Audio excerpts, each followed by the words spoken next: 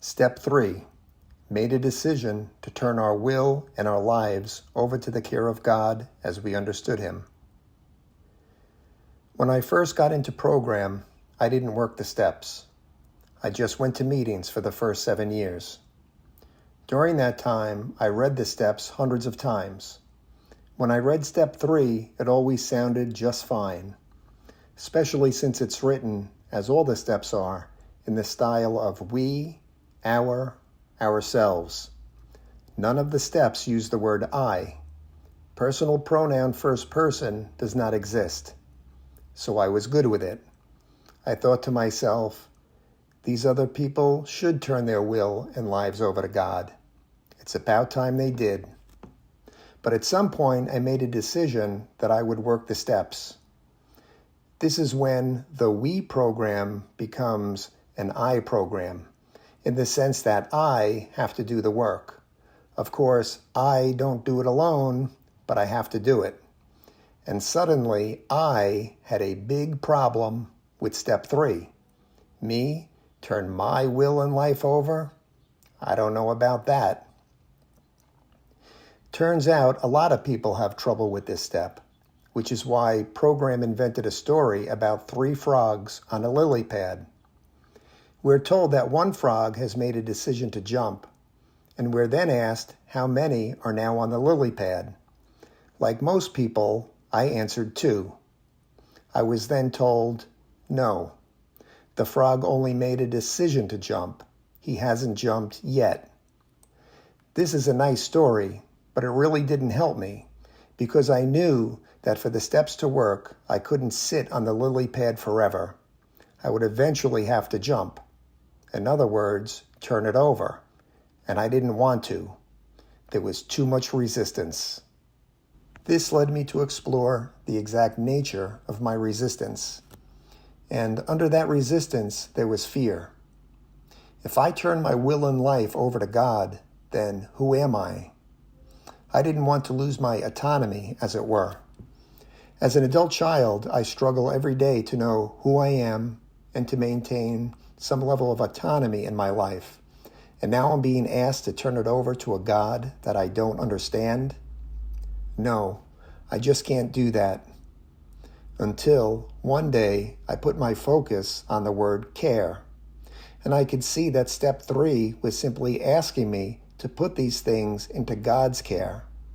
In other words, allow God to care for them instead of me caring for them by myself.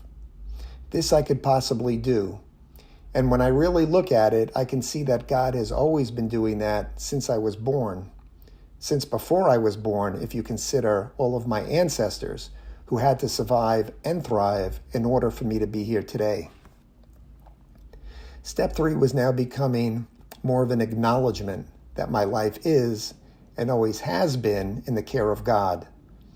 The alternative, which makes no sense, is that God had no interest in me prior to my 3rd step, that I must make this decision and do it perfectly in order for God to enter into the picture and care for me.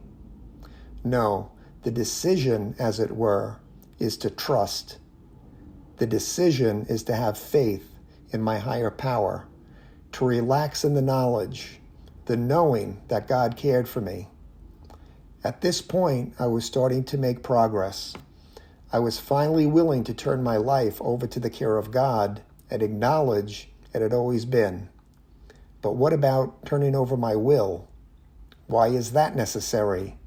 What exactly does that mean? What are the implications?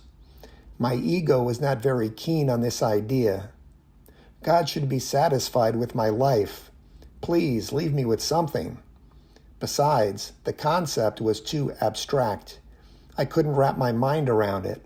So I decided to get down to basics and look up the dictionary definition of will, which is the faculty by which one decides on and initiates action, what one desires. So then, step 3 is asking me to put into God's care this faculty I have for deciding on and initiating action, but also what I desire. And this, in my opinion, is far more consequential. because my desires drive my decisions and actions. This is where I most need divine intervention. If I put what I desire into God's care, then maybe I will actually desire serenity.